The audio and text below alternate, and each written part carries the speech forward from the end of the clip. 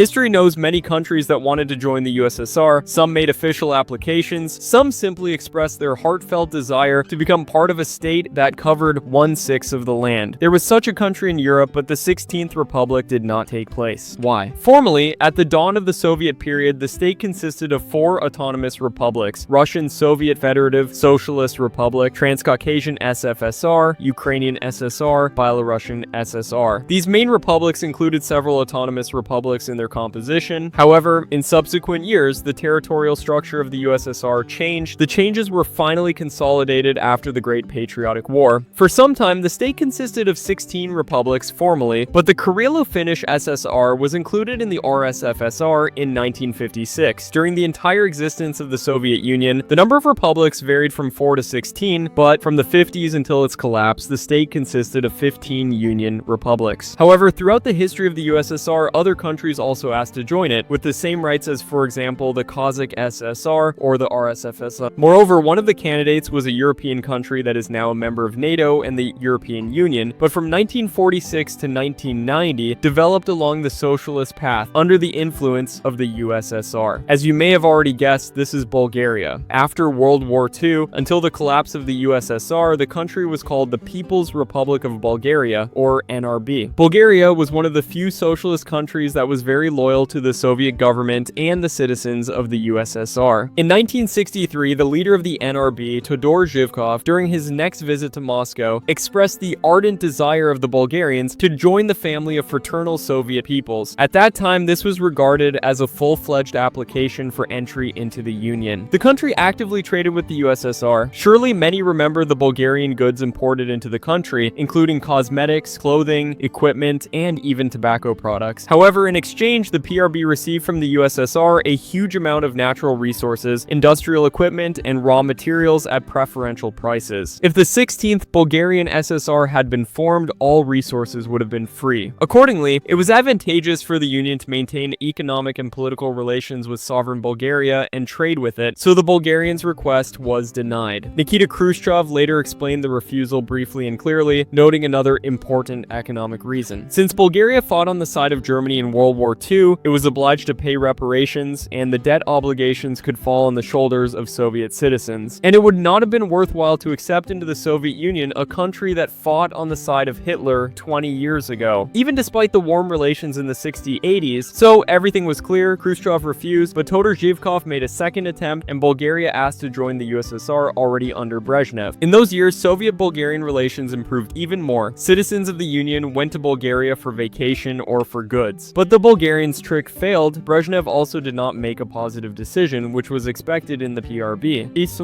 Let's consider other important reasons for the refusal related to geography. The Soviet authorities understood that the entry of new countries into the USSR could significantly change the geopolitical alignment and balance of power in the region. The USSR sought to maintain its influence and control over Eastern Europe, so the admission of the PRB into the USSR could cause protests and a negative reaction from other countries and world powers. It was safer to maintain good neighborly relations with Eastern Europe than to accept an entire country in the region into the USSR. Bulgaria did not have a land border with the USSR, unlike, for example, Mongolia, which was also not accepted into the Union. And the absence of a common border would have complicated control over the republic. It would have been difficult to integrate the Bulgarians into the Union economy. An important geographical reason was also Bulgaria's border with NATO members Turkey and Greece. The expansion of the USSR at the expense of Bulgarian territory would have worsened the already difficult relations between the USSR and NATO. And in addition, the internal political situation inside Bulgaria itself would have worsened. But were these problems necessary? There were enough of their own. Thus, despite Bulgaria's repeated aspirations, the idea of becoming the 16th Republic of the Soviet Union never materialized. The Kremlin found it much more practical to preserve Bulgaria as a loyal socialist ally, a bridgehead of influence in the Balkans, rather than absorbing it formally. By keeping the NRB as an independent state, the USSR could avoid economic burdens, diplomatic complications, and unnecessary tensions with NATO, while still reaping the benefits of close cooperation. In the end, Bulgaria remained one of the USSR's most trusted partners throughout the Cold War, but the dream of full integration remained only on paper. The story of Bulgaria's failed attempt to join the Soviet Union reflects a broader truth. Sometimes political alliances and economic partnerships can be more advantageous than formal unification. And so, history remembers Bulgaria not as the 16th 13th Republic, but as the most faithful friend the USSR had in Eastern Europe.